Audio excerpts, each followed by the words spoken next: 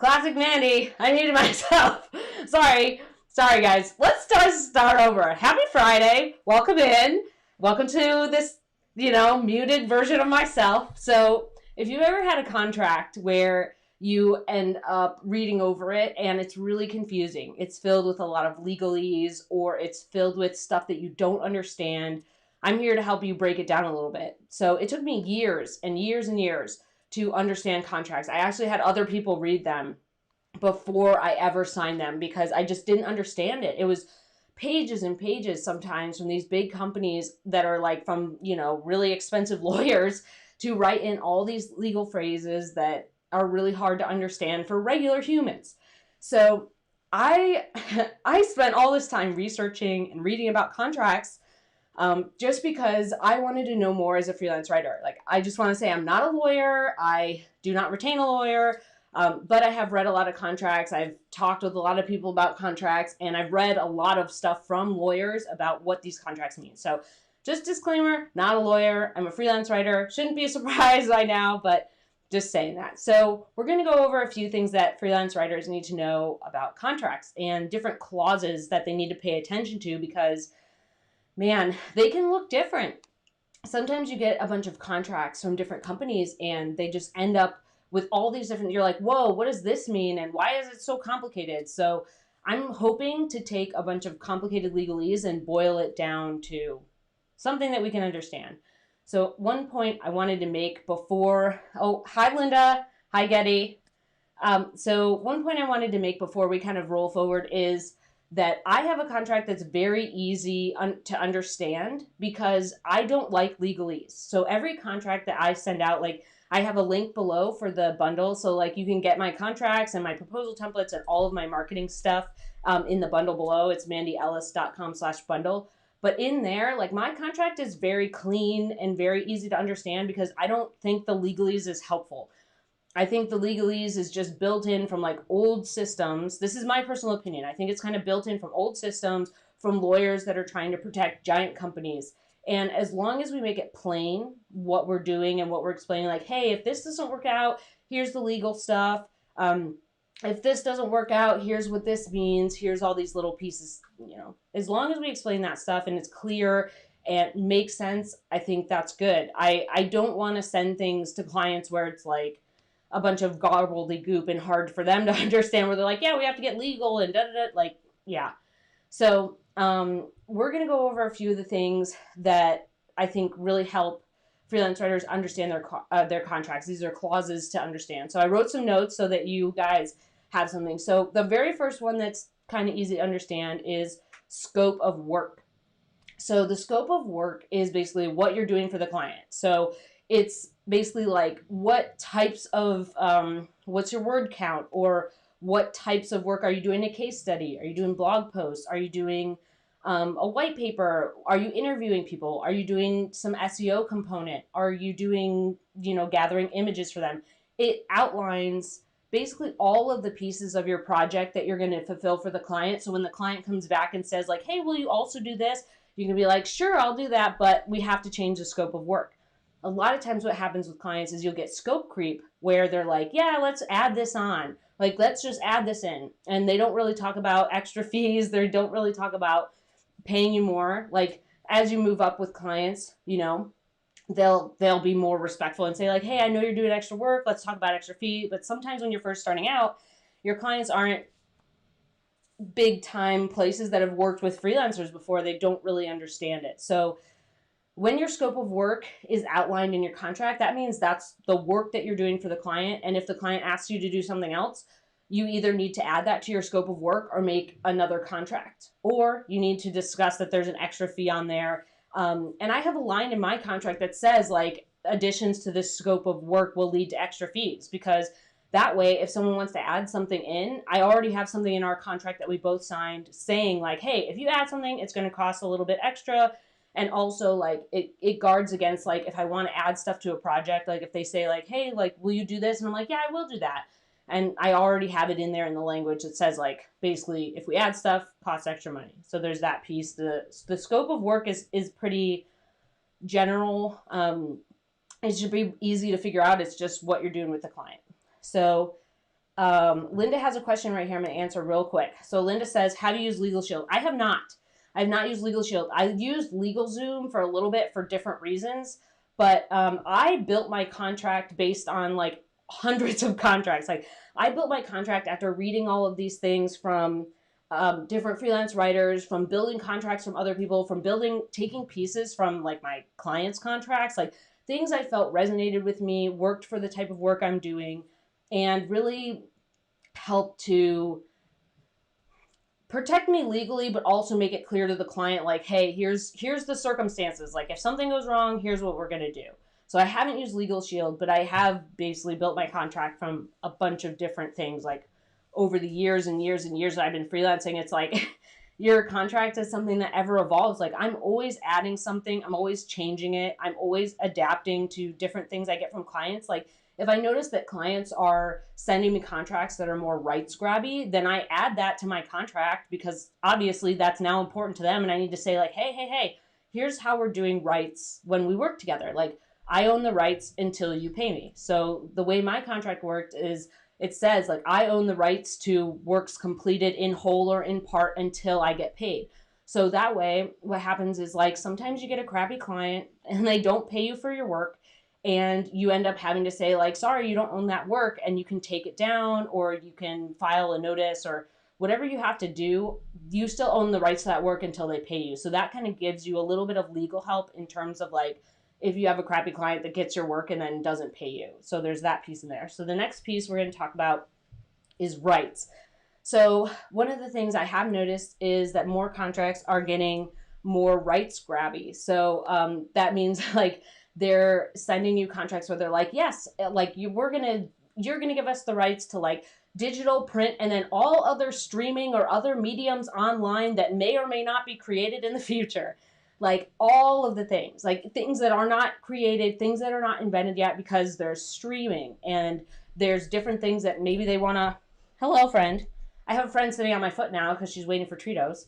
So I the rights situation has changed over the years. Like I used to get contracts, and I haven't been a freelancer for decades. I've been a freelancer for about a decade, and the contracts have changed quite a lot in that period of time. So the rights have been more like, hey, we're going to protect ourselves from anything imaginable that may be invented technology-wise in the future, because we know how much technology is driving all things, like even contracts, even print, even content that we're writing, right? So when you get a contract that's like, we're going to take the rights to everything, it seems very scary. But sometimes when you get a contract, a lot of times they're from big magazines, they're from very large corporations where they want to own the rights to things. So you have to make a decision on rights. So basically your rights section in your contract is describing who owns the copyright to the content or the work that you created. So whether it's that publication, whether it's a business, whether it's you, whether you give them first North American serial rights, which means they get to publish it first and then you get it back after.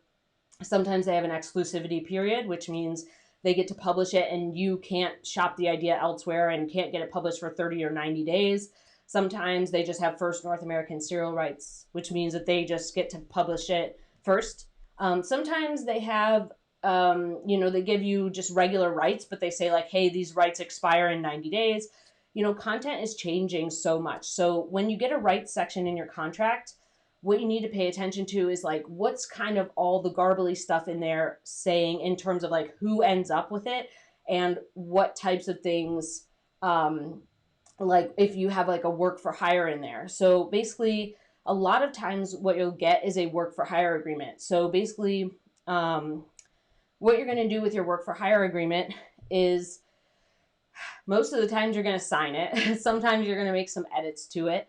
But it's not a life or death thing. A lot of times I've seen people get really worked up about work for hire agreements, but it's not as big of a deal if it's something that is more of a one-off thing. Like there's pieces where, yes, you can republish them, and yes, you can get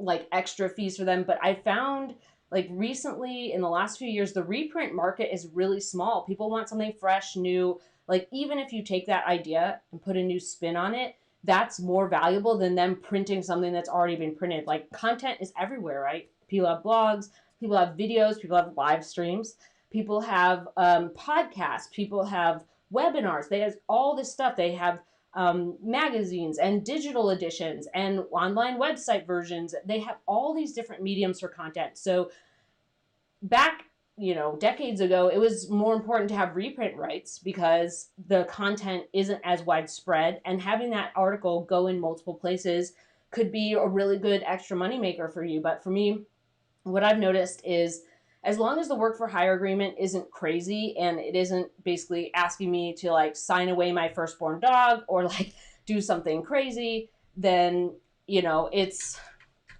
not going to be a huge crisis. So when I'm going to read a little bit, so we have a little bit more on work for hire. So basically, an all rights agreement that you get is work for hire. That means they take the rights, like I explained before, they take the rights to everything now and in the future, and all technology further invented, and basically like all of the streaming or anything that might be invented. So when you submit your piece to them, you're transferring all your copyright to them, so they own it in eternity, forever. And you're agreeing by signing a work for hire contract that all of the content you're creating is that you cannot ever reprint it. You don't own it. And once they pay you for it, they own it forever. Like you can't get it back. So a lot of times people get squirrely over that because they're like, well, I don't want to give the rights away. Maybe I want to sell it somewhere else, or maybe I want to keep that idea, or I really like this article. But, a lot of times retaining the rights really matters in terms of a couple things. Retaining the rights matters for reprints. Retaining the rights matters if you want to keep that article for some reason. I don't know, most of the time it's reprints, but if there's something in there that you want copyright for, maybe you want to use it in a book later, maybe it's something that, I don't know, that is really special to you for some reason, so you want to keep the copyright. And then the third thing is you're keeping copyright for payment. So people will hold on to copyright. Like I said, my business contract that I send says that I own the copyright until I'm paid. So there's 3 different options where you have work for hire. And I sign work for hire agreements as long as they're reasonable. And most of the time, like I said, like unless it's an article you really feel like you can reprint or you want to keep it for a book or something like that, I think work for hire is okay. I'm also going to send you guys a resource at the end where you can read a little bit more, because I know I'm going a little bit quick here because I'm trying to cover a bunch of different things. So don't panic on rights. Don't freak out. It's going to be okay. But be careful about them. Think about, sometimes the rights that you get from big magazines will talk about how I'm going to sneeze, hold on. Sorry about that. So sometimes the rights that you'll get will say like, oh, we want movie rights or TV rights, or we want television series / online streaming rights. Don't panic. Anytime you have a question, especially when it's on rights of your content, go back and ask your editor about it. Don't feel like you can't have a conversation with your editor, especially if you're worried about rights and if you're worried about losing the content that you created. So when you're looking at rights, if you're worried about it, go back and say like, hey, can I get first North American serial rights, or can I get an exclusivity period where like, yes, you can publish it, but it's only yours for 90 days. There's a bunch of different options that we can work with here to make sure we get rights to our work. But honestly, a lot of times I sign rights over to them because a lot of pieces are one-off now. They don't live as part of a compendium anymore.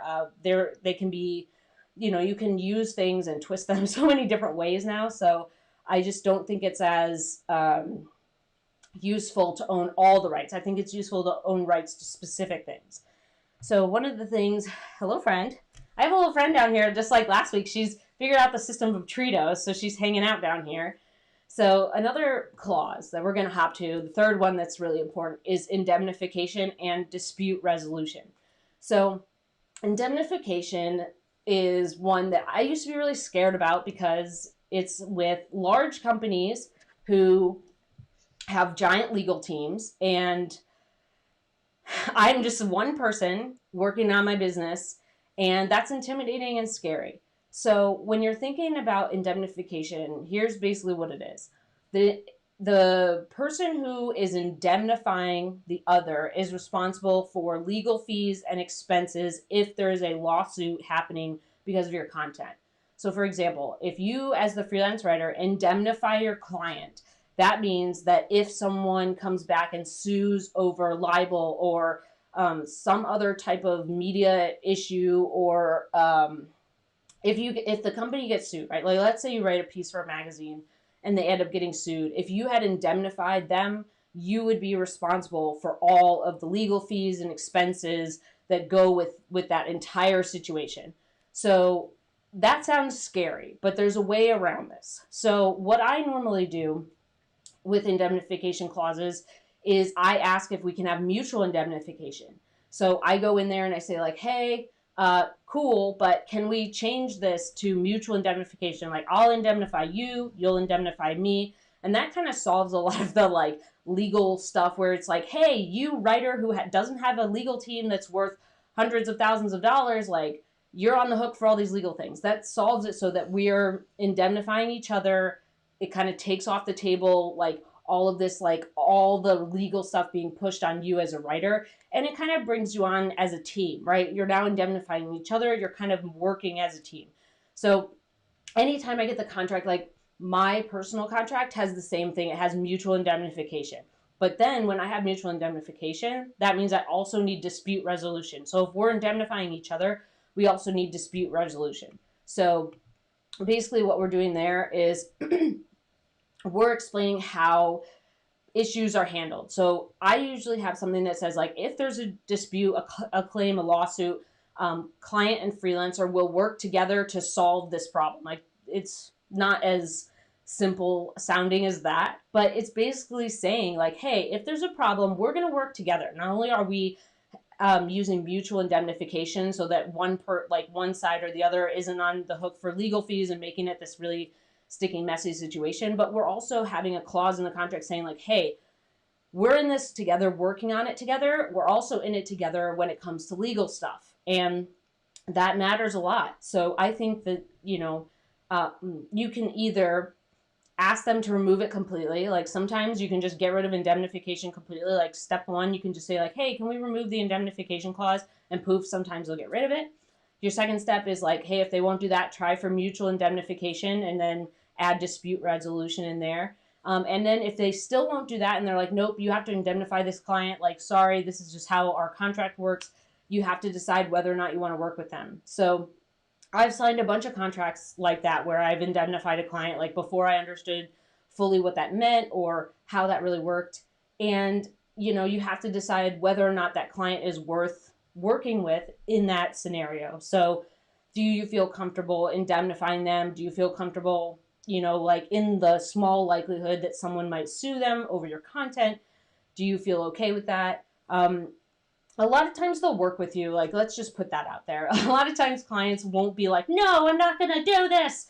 A lot of times clients are very much like, yeah, sure, I'll work with you. Yeah, mutual indemnification, okay. Or yeah, we'll just get rid of the indemnification clause, or we'll figure out, some other way. Sometimes what happens is they send you their general contractor agreement, which is for everybody from the plumber to the marketing consultant to you, the freelance writer, to the person who's fixing a hole in their wall, like they're fixing the drywall. Like they send it to everybody, or even people who give them deliveries, right? So there's a lot of things sometimes that are in there that don't apply to you. And it's fair to go back and say like, hey, this isn't going to work for me, especially when you see stuff in there like insurance and liability and all those things that like usually freelancers don't have to deal with. So it's always fair to go back and ask your client about it. You can ask them to remove it. You can ask them to do mutual indemnification, and you can ask them to do dispute resolution in there. So it's not scary. You can always ask them about it. So don't get freaked out if you see like freelancer must indemnify client against all claims that ever happen against like legal and otherwise. Oh, like don't get worried about all that stuff. Just go ask the question. It's not a big deal. The next one that we're going to go over is payment terms. So payment terms are basically how you get paid, right?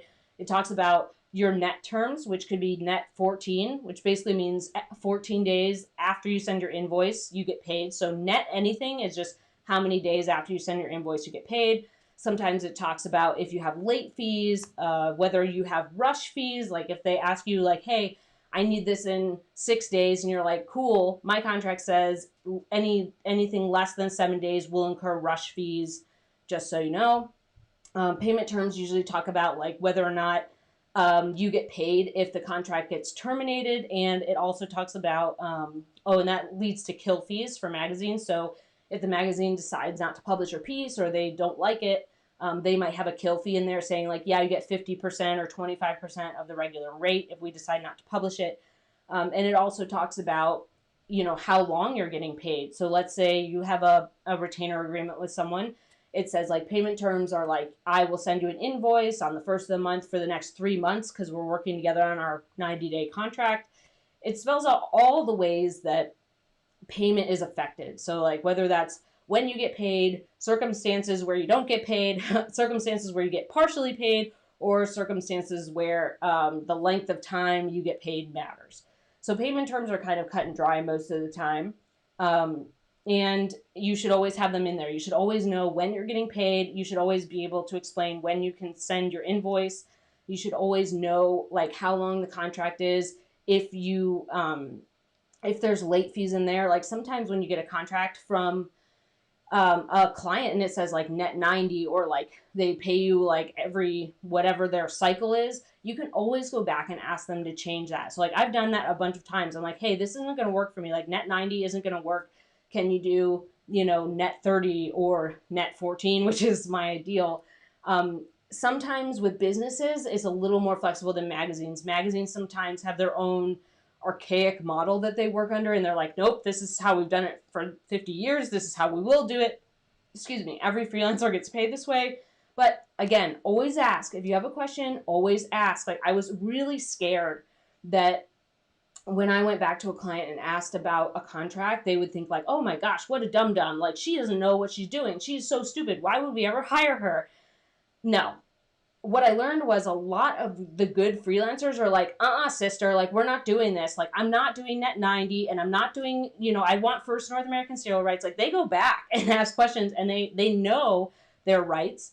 They know what they should be paid. They know like all these things. So really when you don't ask questions and you just sign something, that's more of a signal that you don't know what you're doing than someone who comes back and has questions and asks about it and is thinking about it and understands the legal stuff. So always ask questions.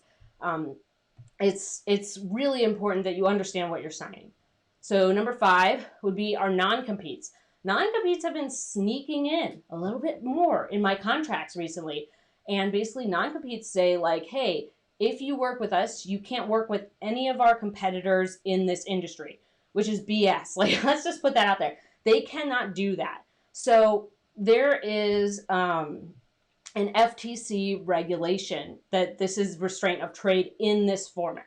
So in certain formats, that FTC restraint of trade law does not apply. But when you are restricting trade of businesses within an industry like ours, it applies. So any contract that you get that has a non-compete, basically that says you can't work for other clients in that niche, that's essentially illegal.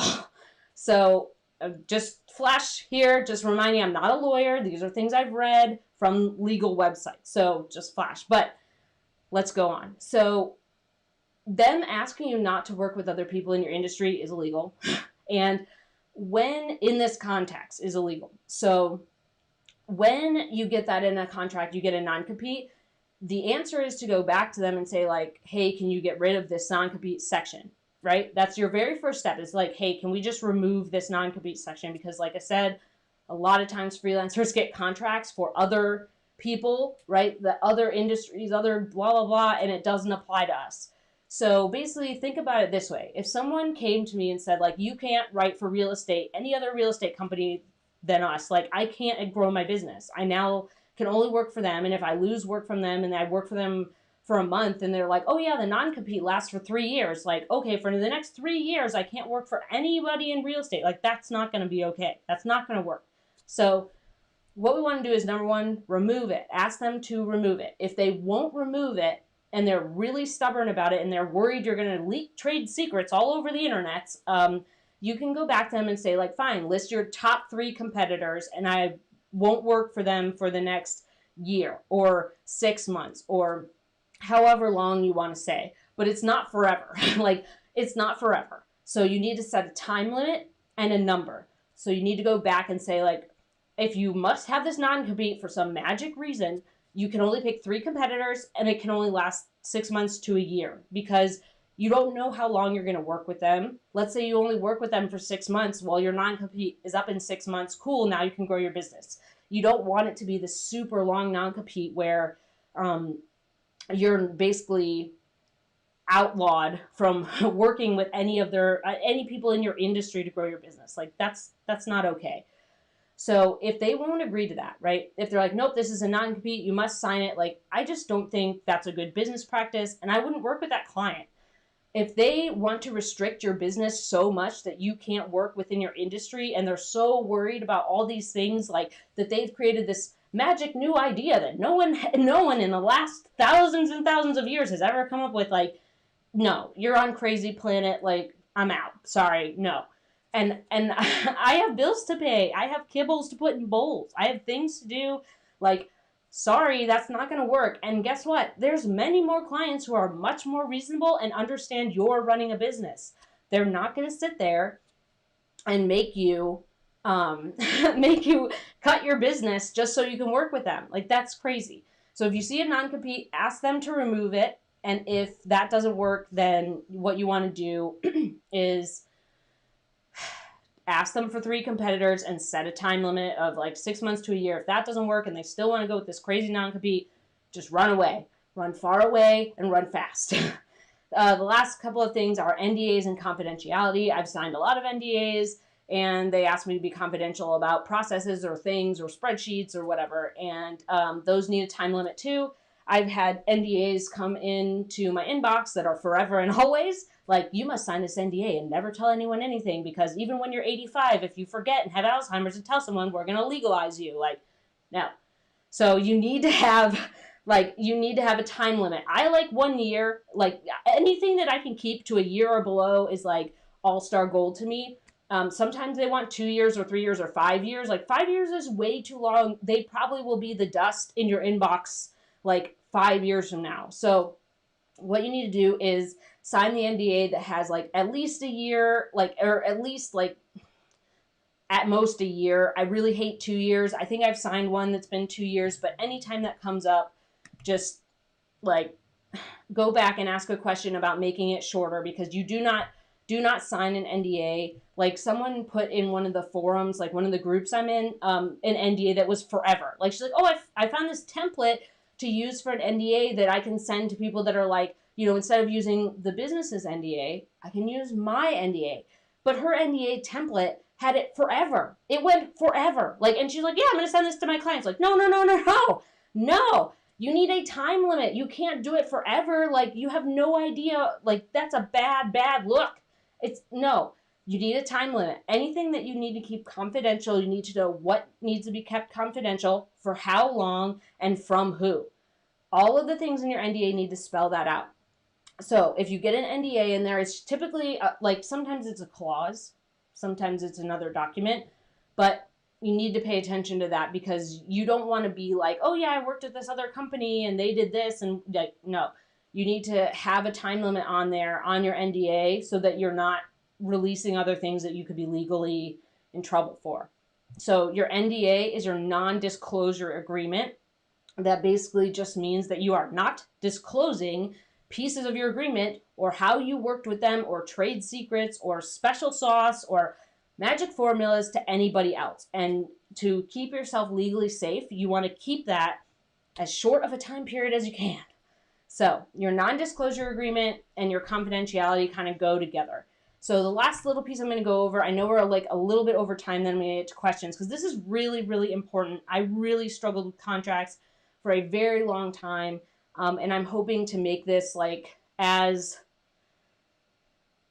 understandable and clean as possible. I know it's a little jumbly sometimes, but I think a lot of freelance writers really struggle with contracts because they're going from being an employee to owning a business, and they don't get there's like no onboarding sometimes where you're like, oh crap, like what do I do when I get a client? How do I send a proposal? How do I send a contract? How do I do all these things? Like, so contracts are really important. They mean a lot in our business. And I think knowing basically the nuts and bolts of them and understanding it is really, really critical. So we're talking about number 7 is insurance.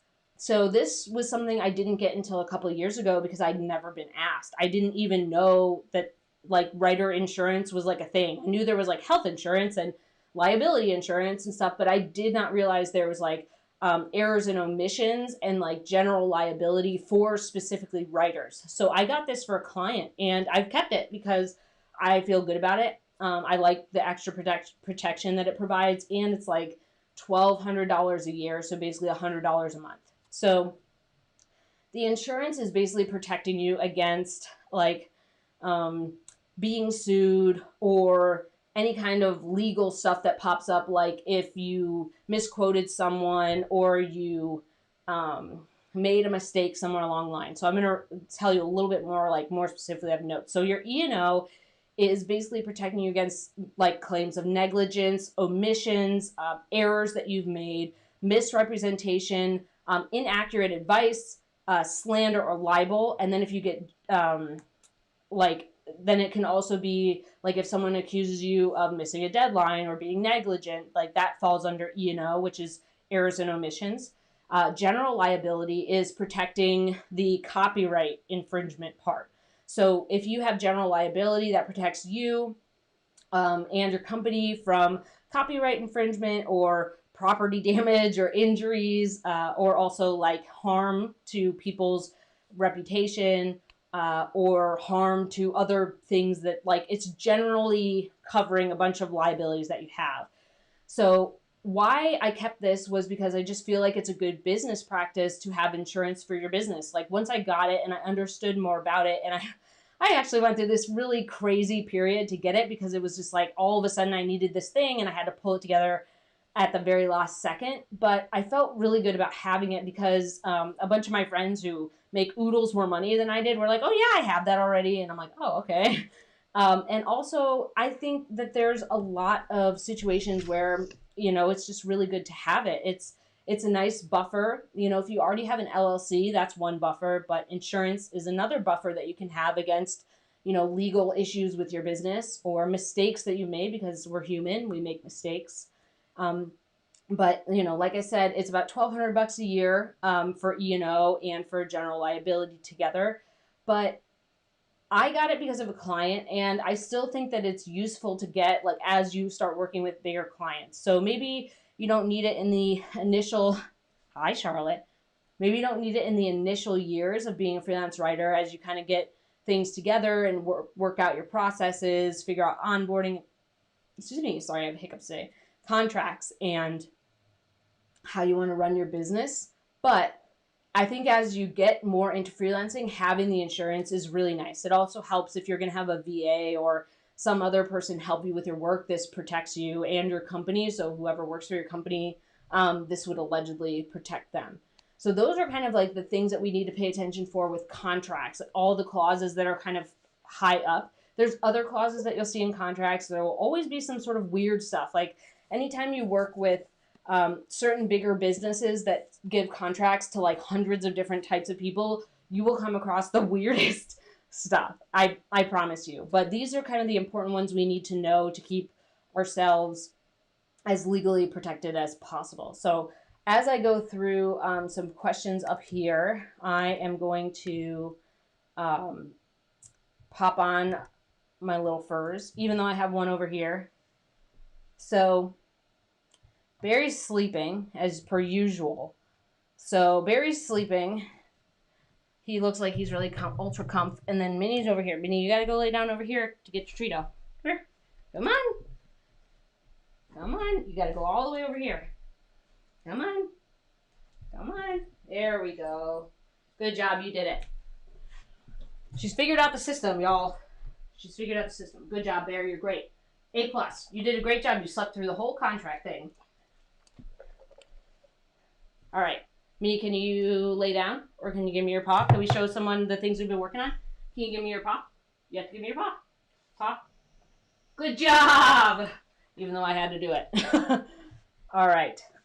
So, Linda's question was, how have you used Legal Shield? I have not. And then there's another one. I'm going to pop in here.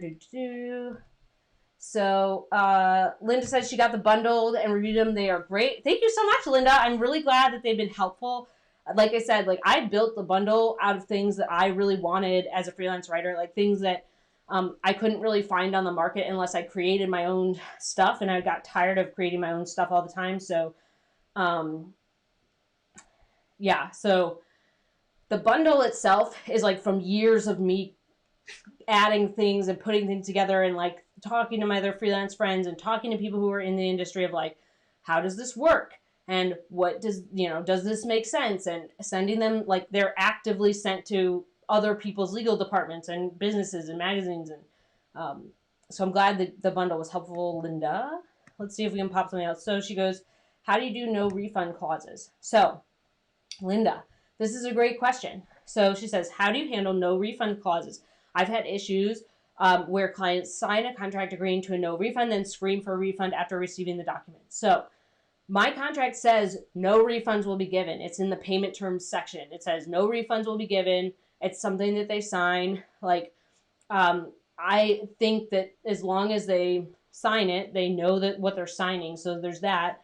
But if they're paying you over, like, that's one of the reasons I do 50% upfront and 50% on delivery, is because, like, when you're working with a business, at least getting something up front, if for some reason something bad happens and they don't pay you your other 50%, at least you got paid, and you can just tell them, like, sorry, your contract says no refund. So even though they're upset and they want a refund, like, your contract says no refund, and you can say, hey, I totally understand you're upset, but the contract we signed says no refunds. I'm sorry about that. And if they file some other situation, like if they file a claim on PayPal or whatever, like you have a contract that they signed that says no refund. So that should clear it up pretty quickly. So the times, like I have given refunds, even though my contract says no refunds, I have still given refunds to clients where I felt like it was just fair to give them a refund. Like, I decided we weren't a fit for each other, so I gave them a partial refund. I decided that the work that we were doing, like I was just like, man, I am not a fit for this. Like, even though they like working with me, this work isn't a fit for me. And so I gave them a refund on that. Like sometimes it's just good business practice to give someone a refund, even when your contract says no refunds, because, it makes them feel better. And plus I feel like it's more fair that way. It's more fair to give them their money back for something you didn't do or something that isn't going to get accomplished or something you're not a fit for. So so next question, I have one from Tommy that says, have you ever been paid a kill fee? This is a good question. I think the answer is once. I think I got paid a kill fee one time, and they're not as common in magazine contracts anymore. So I got paid a kill fee like years and years ago because I wrote an article and it turns out they changed direction for the like that edition. They changed it or whatever it was. It was a long time ago and it was once. But that's the only time I've been paid a kill fee. And it was sad because I really love that piece, but at least I got paid partially for it. Linda says NDA. So yeah, non-disclosure agreement. Yeah, so Linda, it sounds like if there's nothing wrong with the document and they want a refund, they're like looking for free services, that's a client issue. Like that's something where you're working with people who aren't giving you good vibes. So like from the beginning, like that means you need to work with people who have like a more reasonable budget and raise your prices, or if you start working with people who are giving you a lot of trouble up front, like they're real nitpicky about the contract or they're real nitpicky about this, that, and the other thing, then that to me is already starting to be a problem, because that means that even if you turn in something perfect, they're still going to nitpick it and be like, this isn't perfect. You didn't do a good job. Like, you suck at this. So there's certain things where like people like to tinker. There's certain times where people like to tinker and they want to mess with your stuff and kind of edit it and make it their own, and that's fine. But the difference is that if they come back and they're like, well, you don't know what you're doing because of XYZ. And like, if you already start to have problems in the beginning, like that's a big thing. And if you end up having a situation where you keep having it over and over again, then you need to ask for all your money up front. So if you keep having a situation where someone's like wanting free services, or you keep end up in this client pool where people are like refund, refund, refund, you either need to get out of that type of work, and you need to raise your prices so that you're not working for people who are asking for so many refunds, and you need to get paid 100% upfront and make it very clear that when they pay you, there's a note or a something on that invoice that says like, please note no refunds are given. So not only is your contract saying no refunds, but your invoice then is saying no refunds. But honestly, I think if you're having that problem, you're in the wrong client pool. So get out of the client pool, get out of that type of work, and find people who value what you're doing. Because a lot of times the people who are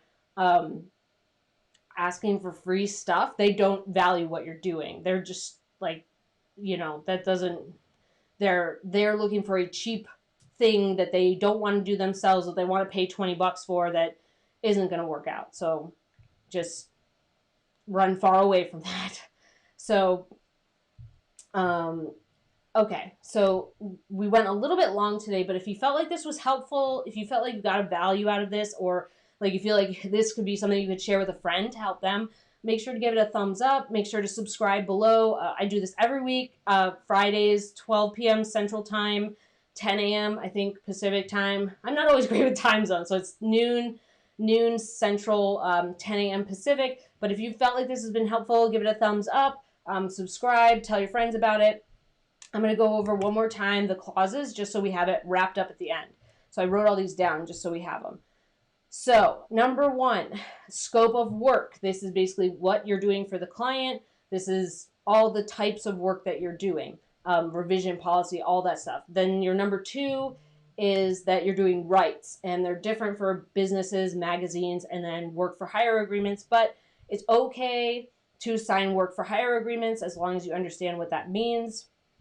And then that with businesses, you have a specific policy about what the rights transfer is. And with magazines, you can try for First North American serial rights or get an exclusivity period of 30 or 90 days, whatever works for them. Your next one is indemnification and dispute resolution. So this is who's on the hook for legal fees, and then how will you resolve a problem. I like mutual indemnification, and then I like a dispute resolution that spells out like, hey, we're a team working together amongst these issues. Your next one is payment terms. So basically how you get paid, the avenues you get paid, like Stripe or PayPal or ACH, which is direct deposit or check.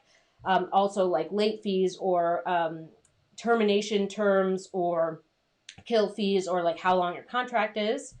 Your 5th one is non-competes. I do not like non-competes. I ask for them to be removed every time. And if for some reason I want to keep working with that client, I really like them, I will say, name your top 3 competitors, and I will not work with them for 6 months or a year. But I keep it really short, and I keep it to a very small number of people. But almost like every time I just ask them to remove it. And if they won't remove it, like if they're very staunch in their stance about having the non-compete in there, I would run away. Like they're trying to restrict your business. They do not have respect for you growing your business. They care about them and their rights and their property and whatever. Your next one, your number 6, is your NDAs and confidentiality. So your non-disclosure agreement is NDA, and confidentiality, this basically talks about like what things you can't share with other businesses, like IP or processes or spreadsheets or whatever types of things they share with you can't share with other people. Make sure it's not forever. I like at least like a minute, like at most a year, but sometimes they make you do 2 years, but don't sign 3 and 5 years, like make it as short as you can. Last one, number 7, is insurance. So I didn't get this for a while, but I found it's helpful. You get E&O, which is errors and omissions, and you get general liability, which covers you from like all different types of things, from like property damage to copyright claims. And errors and omissions is basically like negligence or libel, or you gave inaccurate advice, or like you misrepresented something. So I find insurance is helpful once you're a little bit later in your career. But the insurance is great just for like if you have other people working under you, like if you have a VA, or if you have basically someone, or you're working on more complicated things that you're worried about legal stuff with. But I've kept my insurance just because I like having it. But those are your 7 things that you need to pay attention to in your contracts. This went a little long today. I'm going to give you guys one last update because Charlotte's being sassy. Charlotte, you have to sit over here. Come on. No, you have to participate over here. Come on. Come on. There we go. Oh, now you like went far away. Come on. Sit. You down. Good job. Bear, you're an all-star. You're the most beautiful hamster on the whole planet. He's like, yes, I am, and I'm beautiful at 14 and a half. Charlotte, you're just sassy. You got your funny little ear and your little teeth. Okay. All right. So I hope this was helpful for y'all. Let's see. We can switch back. So I hope this was helpful. If you feel like it was, share it, subscribe, like it, and I will see you guys next Friday. Bye. Hope you have a great weekend.